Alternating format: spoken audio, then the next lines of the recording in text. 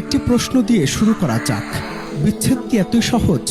সাম্প্রতিক সময় সামাজিক মাধ্যমে ভাইরাল হওয়া একটি ভিডিও মুহূর্তে স্তব্ধ করে দিয়েছে দেশবাসীকে। ময়মনসিংহের সেই দৃশ্যে দেখা যায় আনুষ্ঠানিক ডিভোর্স শেষে এক মা তার 5 বছরের ছোট মেয়েকে বাবার কোলে দিয়ে চলে যেতে চাইছেন, কিন্তু মেয়েটি কোনোভাবেই মায়ের কাছ থেকে আলাদা হতে চায় না।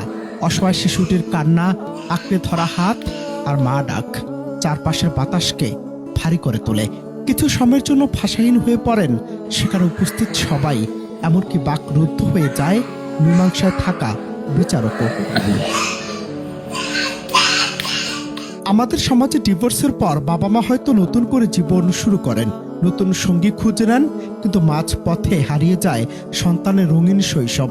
ভাইরাল হওয়া সেই ভিডিওতে দেখা যায় মেয়ের পরিবার কোনোভাবেই 5 বছরের এই শিশুটির দায়িত্ব নিতে রাজি নয়। ফলে আইনগত বিচ্ছেদ হওয়ার পর মা যখন সন্তানকে বাবার জিম্মায় দিয়ে চলে যাচ্ছিলেন, তখন শিশুটির গগন বিধারী চিৎকার বুঝিয়ে দিচ্ছিল সে না পারছে মায়ের মমতা ছাড়তে, না পারছে অনিশ্চিত ভবিষ্যতের সাথে মানিয়ে নিতে। এই অবুঝ শিশুটির কি অপরাধ ছিল যে তাকে এভাবে ত্যায্য করা হলো? আমাদের সমাজে তুচ্ছ কারণে সংসার ভাঙার প্রবণতা দিন দিন বাড়ছে, কিন্তু সেই ধ্বংসস্তূপের নিচে চাপা পড়ছে হাজারো সন্তানদের ভবিষ্যৎ।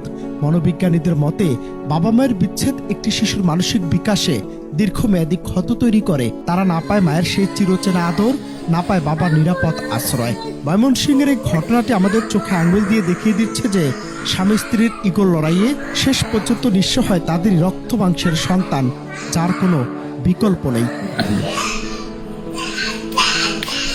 পরিশেষে আজ প্রশ্ন জাগে, বিচ্ছেদের আগে বাবা মায়েরা কি একবারও তাদের সন্তানের চোখের দিকে তাকান না? আজ যখন সামান্য মনোমালিন্য আলাদা হয়ে যাওয়ার সিদ্ধান্ত নেওয়া হয়, তখন সেই অবহেলিত শিশুটির অন্ধকার ভবিষ্যতের দায়ভার কে নিবে? ময়মনসিংহের এই শিশু কন্যাটির আর্তনাদ যেন সমাজের প্রতিটি দম্পতির জন্য একটি সতর্ক বার্তা। বিচ্ছেদ কেবল 2 ব্যক্তির আলাদা হওয়া নয়, বরং একটি সাজানো পৃথিবীর ধ্বংসাবশেষ, যার সবচেয়ে বড় ভুক্তভোগী অসহায় সন্তানরা। অনন্ত হাসান মাসুদ, বাংলা টিভি।